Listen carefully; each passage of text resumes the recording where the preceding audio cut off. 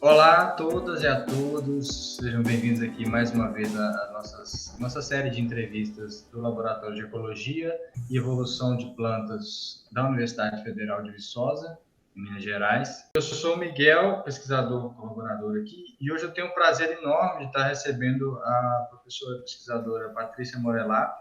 Patrícia, por favor, eu gostaria que você se apresentasse e contasse de onde você é, e como você chegou nessa carreira, como você se interessou pelas ciências naturais, pela biologia, e também onde você trabalha atualmente.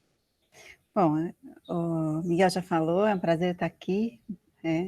Olá para todos e todas também. Obrigada, vou agradecer de novo ao Miguel e o grupo todo por esse convite, que eu achei muito bacana.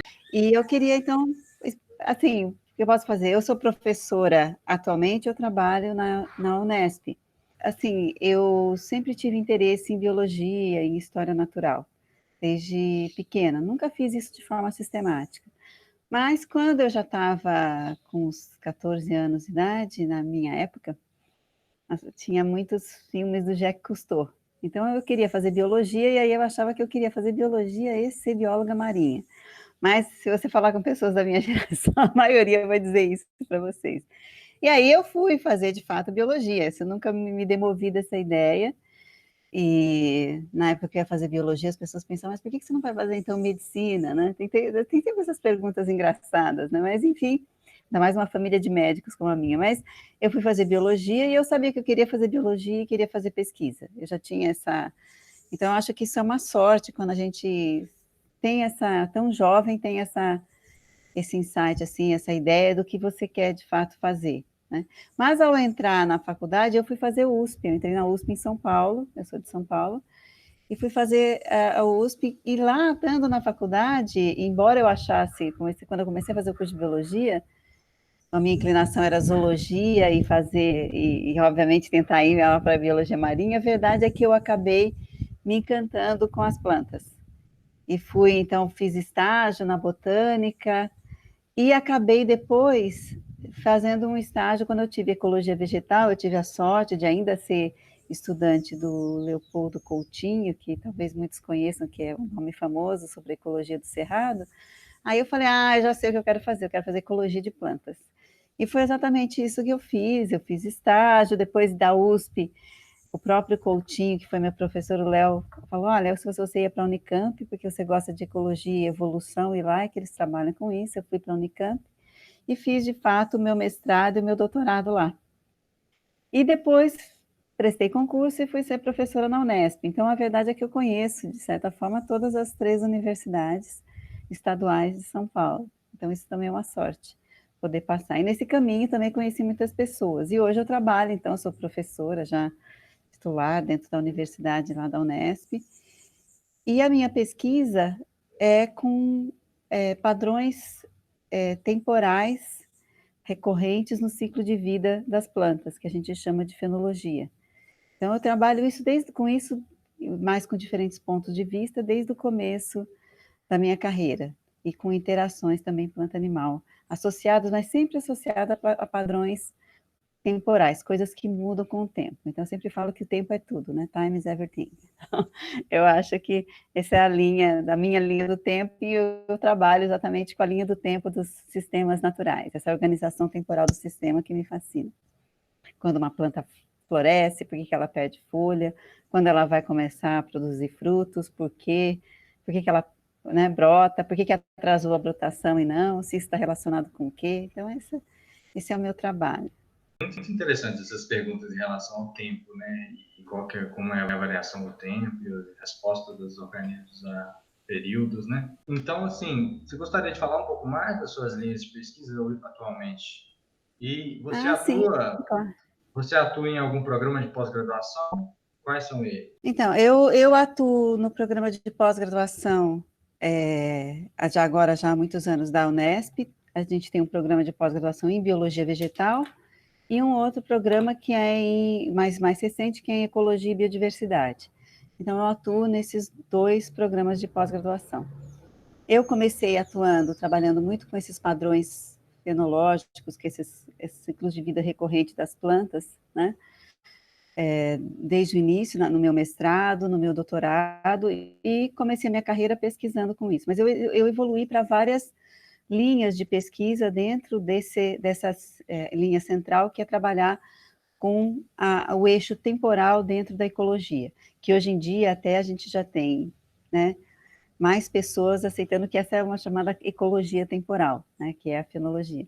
Então, eu comecei trabalhando, eu sempre tive esse trabalho que eu trabalhava com a época de floração e frutificação das espécies, e a relação que isso tem com a forma como elas dispersam seus frutos, ou as flores são polinizadas. Isso é uma linha que eu continuo trabalhando, mas aí eu fui integrando outros tópicos dentro dessa linha. Eu integrei a questão da fragmentação, ou seja, se as espécies mudam o comportamento fenológico delas, se elas estão na borda ou no interior da floresta, em fragmentos, mas principalmente a questão do efeito de borda tem grande interesse. A gente tem ainda trabalhos em andamento com isso. E eu iniciei trabalhando em floresta, né? Sempre o meu sonho, quando eu comecei a trabalhar, era a floresta atlântica, mas aí eu comecei trabalhando na Serra do Japi. Dentro da Serra do Japi, eu trabalhei com a questão da variação no espaço e no tempo, porque eu trabalhei com floresta na altitude, na base da serra, e os padrões temporais. Desse meu trabalho na Serra do Japi, acabou se desdobrando o que eu fiz, organizei a convite do meu orientador na época, um livro sobre a Serra do Japi. Então, eu gosto de contar essa história, porque são todos desafios. Tinha terminado o mestrado na Serra do Japi, e apareceu a oportunidade de fazer esse livro. E meu orientador falou, por que você não organiza? Mas ninguém nunca tinha feito um livro de história natural. Então, eu fui fazer, né? E aí as pessoas diziam, não, mas ainda não é muito cedo, ainda não é para fazer. Aí outros professores diziam, não, isso é importante. E no fim, eu fiz o livro, eu organizei o livro enquanto eu fazia o meu doutorado. E o livro foi publicado logo depois que eu terminei meu doutorado. Eu terminei o livro junto com o doutorado, basicamente, de editar. E ganhou o Prêmio Jabuti, que foi o primeiro Prêmio Jabuti de História Natural que a editora da Unicamp ganhou. Então, a gente nunca pode recusar desafios, né? Eu era muito, você é muito jovem, eu estava ainda fazendo doutorado, não é muita coisa para fazer o doutorado e organizar o livro. No fim, eu fiquei fascinada, tive apoio, é claro, a gente tem que ter apoio de pessoas-chave quando a gente faz um projeto grande. Então, alguns professores me deram um apoio muito importante, credibilidade e suporte para fazer, mas a gente deve sempre aceitar desafios, porque saem coisas muito boas dessas lições. E aí a gente foi evoluindo, depois eu comecei a integrar também a questão de mudanças do clima na fenologia, comecei a me interessar como a gente poderia estudar isso nos trópicos, né, porque essa questão foi ficando muito forte no mundo inteiro, mas ela é muito mais, digamos assim, objetiva de ser tratada em ambientes bastante sazonais, como no hemisfério norte, mas aqui nos trópicos, que a gente não tem estações tão definidas, essa questão de como os gatilhos mudam, como a mudança do clima está afetando o nosso clima aqui, e como isso se reflete no comportamento das plantas, né, de produção de reprodução e produção de folhas, a gente ainda não sabia. E depois eu comecei a usar novas tecnologias também, porque a gente tem que sempre se renovando. Então, é a fenologia que a gente faz, é observar, marca plantas no campo, vai para o campo todo mês, cada 15 dias, quanto mais frequente der, e observa cada um daqueles indivíduos. E nesse caminho eu passei de estudar mata semidescida, estudei mata atlântica, estudei cerrado, e aí a gente começou a usar câmeras também para monitorar a fenologia das plantas. Então, integrei mais tecnologias diferentes para poder fazer aquele trabalho. Então, meu trabalho foi sempre sendo renovado, né? E na questão também da fenologia clássica, uma questão que a gente também integrou fortemente junto com o efeito de borda, junto com a questão da mudança do clima, foi a questão da filogenia. Eu quero destacar porque é uma questão que é muito próxima. Um dia a gente tem que trabalhar junto, mas é muito próximo do grupo de vocês. Mas que a gente também integrou esse ponto de vista e que é muito interessante, porque é integrar o tempo na questão ecológica e filogenética, né? O nicho temporal dentro da evolução das espécies. Então, foram sendo os caminhos que foram traçando, né? Para a gente estar sempre se renovando e ficando muito interessada, mas isso, a verdade é que se torna a linha de pesquisa de estudantes que hoje fazem, né? Anteriormente estudantes que agora são pesquisadores e que trabalham nessas linhas. Como você já estava citando dentro das suas pesquisas, tem muitas implicações ambientais, de impactos ambientais, de entender impactos principalmente das interferências humanas. Mas eu queria ouvir de você, assim, na sua opinião, quais são as principais contribuições da sua linha de pesquisa e do seu trabalho, da sua história de trabalho na área de ecologia vegetal? Quais são as principais contribuições para o bem-estar humano, para a sociedade como um todo? Eu acho que esse é um ponto, assim, um pouco, como a gente vai falar, ele é difícil da gente saber, porque a verdade é que a pesquisa que a gente faz e o trabalho que a gente faz, que a gente não faz, não é só pesquisador, né? Você é pesquisador e professor. A minha pesquisa nunca foi dissociada da formação de pessoas, né? De recursos humanos. E essa formação, quando você forma a pessoa, que ela tirou o seu mestrado, o seu doutorado, e ela vai ensinar em outro local, às vezes nem vai fazer pesquisa, mas vai mais ensinar, o alcance daquilo que você faz é muito maior do que aquilo que a gente consegue enxergar. E essa é a grande, que eu acho que é a grande questão que às vezes as pessoas não veem da importância, não estou querendo me do trabalho do professor, e não é só o professor nós, né, professores universitários, mas de qualquer professor. Porque o que ele faz tem um alcance que vai muito além da sua visão. Ele deixa uma pessoa preparada para uma vida toda, né, porque tem uma boa base. Se eu hoje sou talvez uma boa pesquisadora, né, conseguir ser uma boa pesquisadora, eu acho que talvez a minha professora de português tenha sido a pessoa mais marcante nisso, porque eu aprendi a escrever. Então, quando eu fui fazer ter minha primeira bolsa, o meu orientador falava assim, nossa, você escreve muito bem, mas talvez não seja não é nenhuma habilidade inata. Eu tive uma boa professora lá no primeiro, segundo, terceiro ano primário, lá do ensino fundamental. Então, eu acho que sempre tem essa ação de você formar pessoas, isso foi sempre muito importante para mim, de dar aula na graduação, de formar pessoas, né, que fossem ficar na pesquisa ou não, mas que fossem bem formadas para formar outras pessoas, vão ser bons cidadãos, eu acho, quando você forma boas pessoas. Outra coisa é a informação importante que você pode trazer para as pessoas entenderem melhor o mundo que está ao redor delas, né? Eu acho que a gente ainda tem não tem muitas ferramentas e tem que aprender muito sobre como divulgar o trabalho que a gente faz.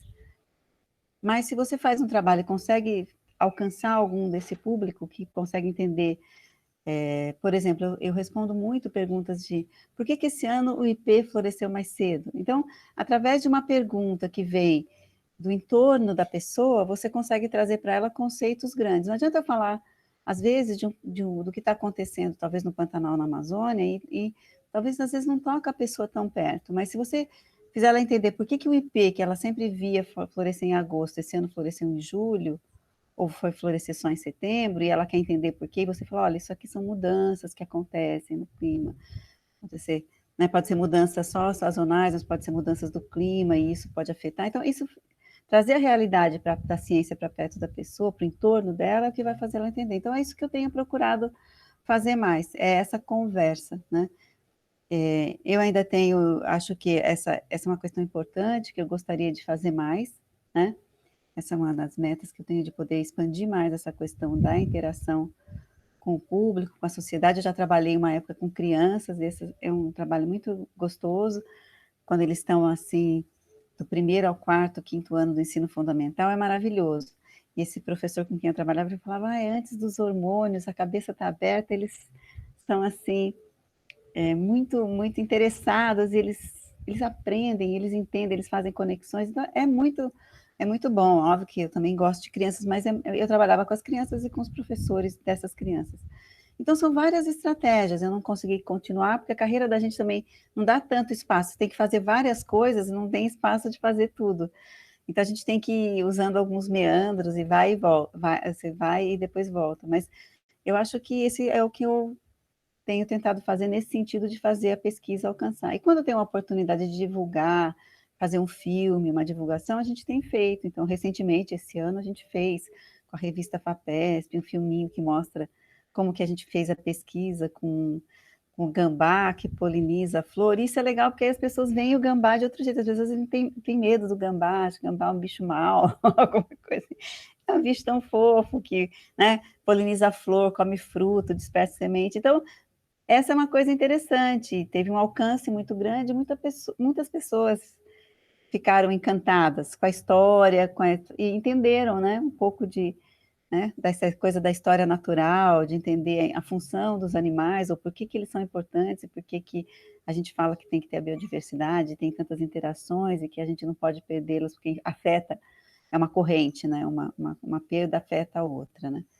Então, eu acho que é assim, né? É modesta, mas é o que a gente pode fazer, a gente vai fazendo. Ah, sim. Acho que tudo isso é importantíssimo mesmo, assim. Nas conversas aqui, muitos têm citado mesmo, assim, a questão do ensino, da formação de pessoas, como que é importante, né? Principalmente no contexto atual, por exemplo, a gente tem visto muita negação da ciência, muita negação da importância do meio ambiente. Então, acho que quanto mais pessoas, né? Quanto mais pessoas com esse senso crítico formadas, e melhor, mais importante. Mas, dentre os estudos de biodiversidade hoje em dia, você já citou, por exemplo, impacto de mudanças climáticas e tal, mas o que você considera mais prioritário dentre os estudos de biodiversidade? Olha, eu acho que isso é uma questão bem difícil de responder. Uma das coisas que eu acho prioritária é o trabalho básico mesmo de levantamento. A gente não conhece a nossa biodiversidade. Então, eu acho, hoje até tem algumas organizações grandes, o próprio IPIBS e todos, falando da importância de você apoiar e estimular a formação, por exemplo, de taxonomistas. Esse é um grupo de ciência básica, mas como que você vai saber a importância da biodiversidade se você não consegue identificar essa biodiversidade, né? Hoje, embora a gente também tenha técnicas hoje sofisticadas para pelo menos saber se são espécies, mas às vezes é importante a gente saber que espécies são, né? E o que elas fazem. Então, eu acho que esse uma parte importante. E outra, obviamente, a gente entender seus padrões e respostas, né? Então, essa questão de associar a biodiversidade com as mudanças que a gente está tendo antrópicas, seja antrópicas como fragmentação, seja antrópicas como mudanças do clima, as alterações que tem feito, como isso pode afetar, quais seriam as projeções de onde essas espécies poderiam viver, ou se poderiam, nesses cenários de mudança, eu acho que são todas questões muito importantes. E uma das coisas importantes é entender como que isso evoluiu e se isso juntar essa questão evolutiva dentro do entendimento dessa biodiversidade.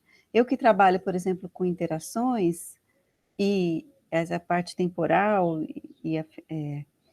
para mim é muito interessante entender se vai existir, por exemplo, uma convergência entre os bichos que estão naquele local, por exemplo, das abelhas que precisam das flores e as flores que precisam das abelhas para serem polinizadas e produzirem frutos. Esse é um tópico, por exemplo, que eu acho muito importante, que inclui entendimento da estrutura da biodiversidade, que você pode usar, por exemplo, redes de interações como ferramenta, que você pode usar a filogenia como uma ferramenta para entender como evoluíram esses grupos e como eles estão adaptados aos diferentes nichos temporais ou reprodutivos deles, e como que essas mudanças podem estar afetando essas interações. Então, são questões bastante integrativas e muito importantes. Outras que a gente tem estudado muito é entender, por exemplo, a dinâmica temporal de produção de folhas especificamente, que é o que a gente trabalha, por exemplo, usando as câmeras, né? Então, que é uma outra linha de fenologia mais voltada, por exemplo, para a fenologia vegetativa. E aí a gente tem integrado esse conhecimento com a dinâmica, por exemplo, de fluxo dos ecossistemas, tentando entender qual que é, contribuir para as pessoas que fazem modelagem desses ecossistemas, entender quanto que essa produtividade, que essa fenologia afeta a fotossíntese e produtividade dos sistemas. Então, essa é uma linha bastante interessante hoje e que ainda tem um campo muito grande para se desenvolver aqui no Brasil e que está dentro dessa linha de integração temporal. E é interessante porque também são linhas de trabalho, essa linha, por exemplo, com as câmeras, que envolvem tecnologias que levam você a ter que trabalhar com diferentes grupos bem, nem sei se, talvez a palavra certa seja transdisciplinares. Então, esse projeto é com ciência da computação, trabalho com o pessoal da área de computação, mas também trabalha com pessoas da área de sensoriamento remoto, né? E esse também, no fim, você pode levar essa integração das mudanças, por exemplo, de resposta das produção de folhas, que você vai entender como que é a estação de crescimento em cada vegetação, entender então quais são as respostas dela aos drivers ambientais locais e se há mudanças, o que pode acontecer. né? Então, são e aí entender como você conserva e maneja aquela biodiversidade daquele lugar. Então, são maneiras que você pode atuar nessa área usando esse eixo, que é o eixo que eu gosto de trabalhar, que é o eixo temporal, né? Sempre usando essa questão temporal. Que eu tenho visto, né? Isso é uma coisa legal que as pessoas têm cada vez mais utilizado. Então, acho que é uma questão interessante. Outra questão importante que você tinha me perguntado, não sei se você quer perguntar. É outra pergunta. Se você conhece ou se você já trabalhou com algum ecossistema, especialmente no Brasil, algum ecossistema que é negligenciado em termos de estudos, de atenção mesmo.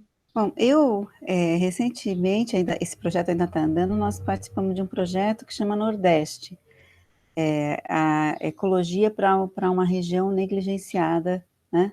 Ciência para uma região, para um sistema negligenciado. Então, esse era o título do projeto.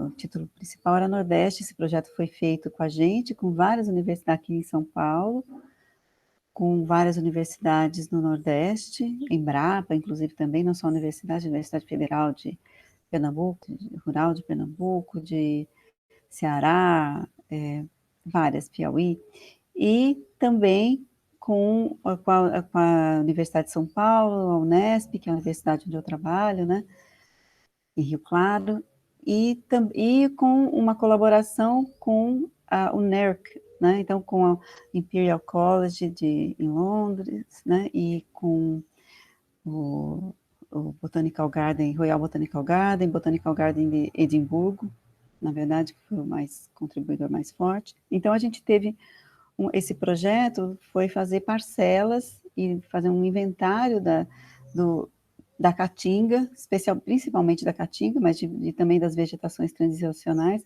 para tentar poder ter uma leitura mais integrada de como são essas vegetações, como é a sua biodiversidade, como ela varia, como ela responde à essa variação sazonal extrema, um sistema extremamente seco, e que tem sido, relativamente em relação aos outros grandes biomas brasileiros, a Caatinga é o terceiro maior bioma brasileiro, talvez, né? Depende do ponto de vista da descrição lá pegando o próprio IBGE, a gente tem Amazônia, Cerrado, Caatinga, Mata Atlântica, né? Como grandes biomas. Então, se a gente comparar, a gente vai poder dizer, talvez, que ele é negligenciado em relação esses outros biomas, né?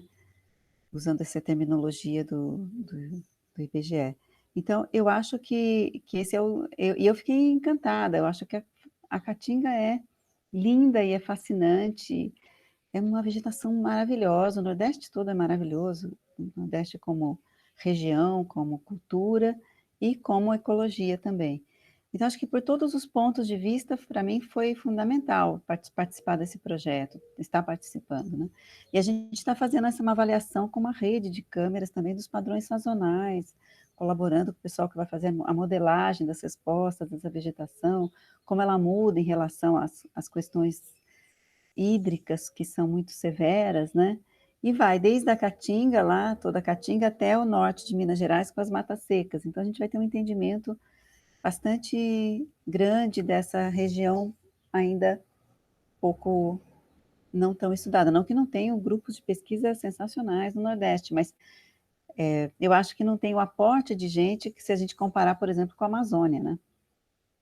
A Amazônia é a vedete da ciência, né? Então as pessoas querem trabalhar na Amazônia e tem toda a razão de querer, é maravilhoso, mas aí acabam que a gente precisa também dar um pouco de atenção para os outros sistemas que a gente tem que são sensacionais. E outro sistema que a gente talvez possa dizer que não tenha sido até um certo ponto negligenciado é o próprio campo rupestre, que agora a gente tem explodido em produzir ciência. Eu tenho trabalhado no campus rupestre nos últimos 10, talvez, mais recente do que outros pesquisadores, mas talvez, deixa eu ver, 15 anos, talvez quase, 12, 15 anos, e é um sistema maravilhoso, que eu sou apaixonada. Eu fiquei apaixonada quando eu fui numa excursão de campo. Enquanto eu não voltei para trabalhar lá e começar a fazer um projeto de pesquisa lá, eu não sosseguei, né? E agora faço até hoje, participo do Programa Ecológico de Longa Duração dos Campos Rupestres da Serra do Cipó, junto com o pessoal da UFMG, com quem eu colaboro, tenho colaborado todos esses anos.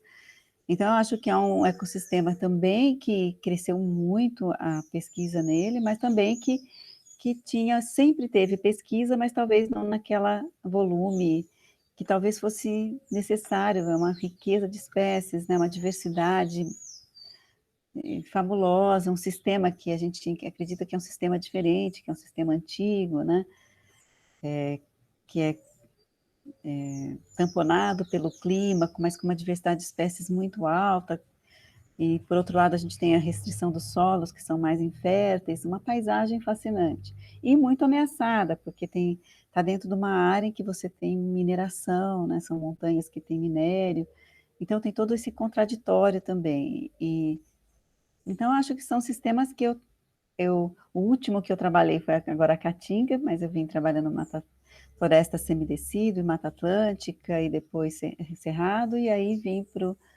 para Campo Rupestre e a Caatinga. Então, eu me sinto bastante realizada, e já trabalhei um pouco na Amazônia também, mas menos. Então, eu acho que são sistemas que vale a pena as pessoas estudarem, tem muita coisa para ser feita, a gente tem trabalhado com a parte de tecnologia e interações também, de animal-planta, especialmente polinização, dispersão, e tem muita coisa para ser explorada. E a fenologia também, claro, de câmeras a gente faz lá também. Então, é um campo muito promissor.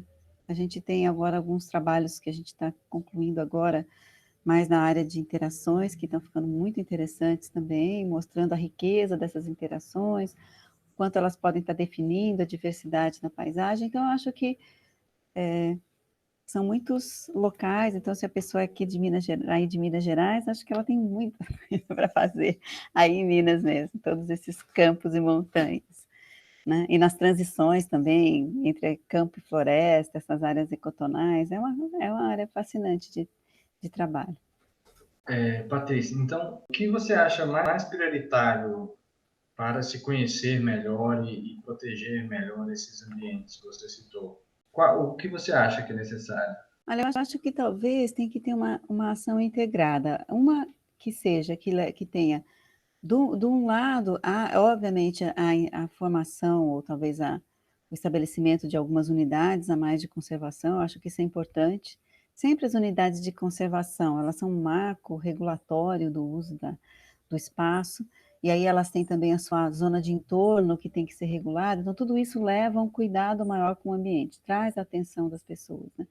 A outra coisa é intermediar a questão da conservação com a questão do uso e dos serviços que aqueles sistemas podem trazer para a população, seja que esse benefício é um benefício que está relacionado ao turismo, se está relacionado a algum extrativismo manejável, vamos supor, na Campo Rupestre, ser sempre vivas, né, seria um foco, por exemplo, é um foco, inclusive, de estudo, tem projetos tratando disso, quer dizer, como você pode tornar isso um uso, uma extração sustentável, que beneficie tanto a pessoas, as populações locais que extraem, como as pessoas que, né, o sistema, sem como eu vou dizer assim, não afetando a dinâmica dos campos rupestres, dessas regiões que são super exploradas, oferecer alternativas, integrar a comunidade local, tanto nessa questão da conservação, como no uso e nos benefícios que aqueles serviços que aquela conservação traz, porque o que eu acho muitas vezes é que a pessoa se sente apartada. Então, se você tem um parque, esse parque, por exemplo, não tem, em alguma medida não pode ser visitado, você tem uma área natural de uma beleza extrema que não está sendo partilhado e utilizado. Uma forma de conservar é conhecer. A gente conserva, né, ou cuida daquilo que a gente gosta. Então, trazer as pessoas para apreciarem e gostarem da natureza é uma das formas que a gente tem de conservar e poder entender, né? Entender o que é bom e o que é ruim, por exemplo, da gente ter fogo, por que a gente tem que cuidar, né? Quando ele é pior, quando ele é mau e quando ele é bom, né? O fogo é um elemento natural, mas se ficar queimando, né? Esses temas, mesmo os que naturalmente têm fogo, se ficar queimando demais, nós vamos prejudicar e perder espécies, perder diversidade e destruir sistemas. Então, tudo isso, para as pessoas entenderem, é bom que elas possam ver e possam ter, e as reservas, essa conexão com o público através das áreas de conservação é bastante importante. Acho também que a questão das áreas de conservação privadas, das áreas que as empresas têm que conservar por questões, né, ambientais, também deveriam ser melhor aproveitadas nesse sentido. Então, se integrar mais o trabalho com essas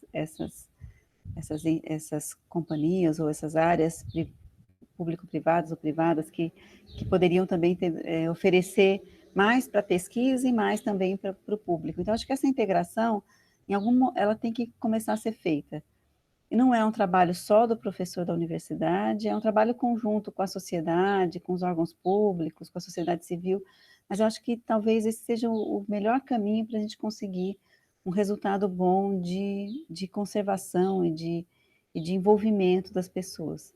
Então, acho que enquanto a gente não envolve as pessoas de uma forma que elas se interessem mesmo, né, se motivem a cuidar, a gente não vai conseguir que elas entendam por que conservar, né? É uma questão de educação, né? Conservação é educação. É assim como você entender que o clima está mudando, como a gente fala, não é só porque está muito quente, é porque já vem mudando, então isso já é um resultado, né? Mas ele também pode ficar extremamente frio, a gente pode ter muitas chuvas, tempestades, inundações, tudo isso tem a ver com a mudança do clima, as pessoas têm que ser educadas e entender, né? E hoje em dia a gente também tem esse problema de como que a gente passa e fixa para as pessoas, ou faz com que fique mais relevante a informação que é a verdadeira, né? Porque tem muita informação falsa. E esse é um problema também dos dias de hoje que a gente nunca pensou que fosse, além da gente estar com ter esse desafio de passar a informação da conservação, da importância, né, da biodiversidade, dos serviços que ela oferece, do bem que ela pode trazer, até dos dividendos, como créditos de carbono e outras maneiras que hoje em dia já se estão criando no mercado aí de bioeconomia para se valorar a natureza. Você tem as notícias falsas, né? A gente já tem dificuldade de passar notícia boa, né? De fazer as pessoas entenderem. E no meio disso tem, né? A gente está discutindo coisas que a gente nunca pensou que fosse voltar a discutir, né? A gente se sente o próprio Galileu, né? Tendo que dizer que, de novo, que a Terra é redonda e o Sol, né? E que é a Terra que gira em torno do Sol e não o Sol que gira em torno da Terra. Então, é um momento desafiador, eu acho que é difícil, né? Mas acho que a gente tem que entender, achar os caminhos e fazer um esforço para tentar alcançar, de fato, as pessoas de alguma maneira com uma informação boa, amigável. A gente tem que achar esse caminho, né? E é muito triste que numa hora que a gente tem tanta tecnologia para disponibilizar informação, essa tecnologia seja usada para desinformar e criar informação falsa, ruim, que não beneficia as pessoas e nem o mundo, nem as cidades, né? A ecologia, ela está ali em tudo, está na cidade que você vive, né? Você tem aquecimento dentro das cidades, você tem prejuízos para as espécies, né, que estão dentro dos ecossistemas urbanos, então tudo isso tem que tá no dia a dia das pessoas, né? Não é só lá a Amazônia, é aqui o parque do seu lado que te beneficia, que também precisa de cuidados, né? A gente pode levar esse conceito, né, de forma que a pessoa entenda num contexto mais amplo.